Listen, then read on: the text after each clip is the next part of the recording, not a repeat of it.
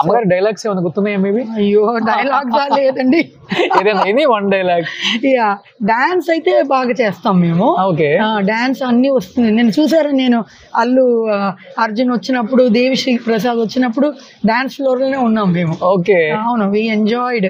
Okay. And we are looking forward today for Thaman. Okay. Yeah. So అమ్మగారి సినిమాల్లో బాగా నచ్చిన సినిమాలు మీకు? నాకు అమ్మది బాలనాగమ్మ డాన్స్ చాలా ఇష్టం. ఓకే. తర్వాత మంచి మనసుకు మంచి రోజులు, ఓకే. వాల్మీకిలో ఆ బోట్ లో ఒక సాంగ్ ఉంటుంది, అది వెళ్ళి చూడండి మీరు. ఆ కాలంలో ఆ మేకప్, హెయిర్ స్టైల్, ఆ సెట్టింగ్ అన్బిలీవబుల్.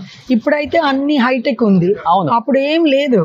కానీ అమ్మగారు ఆ తల కొప్పు పెట్టే విధానం, చీరలు కట్టే విధానం, జ్యువెలరీ ఎక్కడి నుంచి ఆమె సెలెక్ట్ చేసుకుంటారా?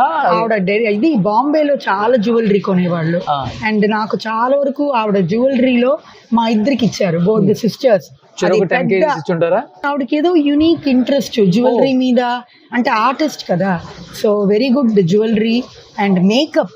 ఆ కాలంలోనే I lashes she use to teach us ఎట్లా పెట్టడం, మేకప్ ఎలా వేయడం. మీరు నమ్మరు, శ్రీదేవి బిగినింగ్ స్టేజెస్లో అమ్మని అడిగేవాళ్ళట ఎట్లాంటి ఐ లాష్ పెట్టడం అని. సో అమ్మ నేర్పించారు శ్రీదేవికి. ఓకే. యా. అండ్ నాన్నగారు మూవీస్లో శ్రీదేవి ఎంతవరకు చేశారు, యూనో కృష్ణుడి వేషంలో. So we had a very good relationship with Sridevi. Next తరం వచ్చిన జనరేషన్ హీరోయిన్స్ ఎక్కువ అమ్మ దగ్గరికి వచ్చి ఇలాంటి సజెషన్స్ తీసుకునే వాళ్ళంటే శ్రీదేవి గారు, రంభ, తర్వాత రమ్యకృష్ణ. ఎన్ని మూవీస్ లో రమ్యకృష్ణ అమ్మ దగ్గర అడ్వైస్. సుభాషిణి, మన జయసుధ గారి సిస్టర్. నాకు సిస్టర్ లాగా ఆవిడ కూడా.